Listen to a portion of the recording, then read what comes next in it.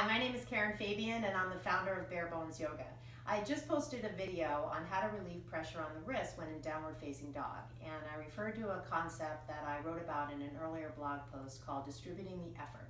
And I'm going to talk about this same concept now in its relationship to moving from high to low push-up. Low push-up, or moving from high to low push-up, is similar to downward dog in that we do it a lot in class.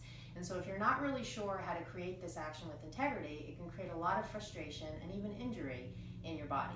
So let me talk to you a little bit about how to make this movement happen with a little more coordinated effort and integrity. And I'm going to focus on low push-up in particular.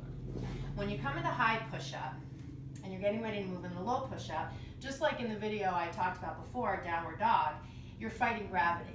And so one of the key actions that students don't always think about is instead of falling towards the floor, you actually want to resist the floor. So I almost talk about it like pushing the floor away. And it's not as if you're really going to be able to tell I'm doing it, but I can tell when I'm teaching if students are collapsing towards the ground, kind of giving into gravity, or if they're resisting gravity and lowering down with a little more integrity. But the other thing that I want to talk about is this concept of distributing the effort of the pose. If I just depend on my arms when moving from high to low push-up, it puts all of the effort on one part of the body. But if I can recruit the core, and I can recruit the legs, and I can recruit the feet, and the actions of the feet, I can take the effort of that muscular movement and spread it out over the body. So here I am in plank. I make sure that the crown of my head is facing forward, because if my head is drooping, it's going to make the resistance to lowering a lot harder to resist because I have the weight of my head I'm fighting.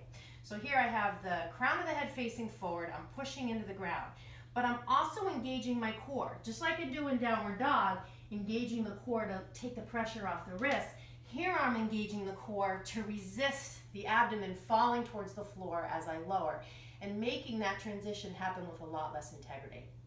In addition, if I recruit the legs by squeezing or contracting the muscles of the thighs, as well as pressing the heels back, then now as I move from high to low, I'm moving with a lot more integrity. I'm moving with a lot more strength. I'm resisting what's happening instead of giving into it. This takes time, so sometimes it's helpful to just bring the knees to the ground and work on this action of keeping the crown of the head forward, engaging the core, keeping the elbows in, and pushing into the floor. Once I get strong enough, I can lift the knees up, I can push into the floor, crown of the head forward, engage the core, contract the muscles of the thighs, press the heels back, and then as I come forward and push into the floor and lower, I'm doing it with a lot more integrity. So, if you like topics like this on the anatomy of yoga, please visit my website, barebonesyoga.com. You can also download my free ebook on Amazon called The Key Aspects of Anatomy for Yoga Teachers. And on my website, you'll see online courses you can purchase, including one that goes into moving from high to low push-up in a lot more detail. Thank you so much for watching and have a great day.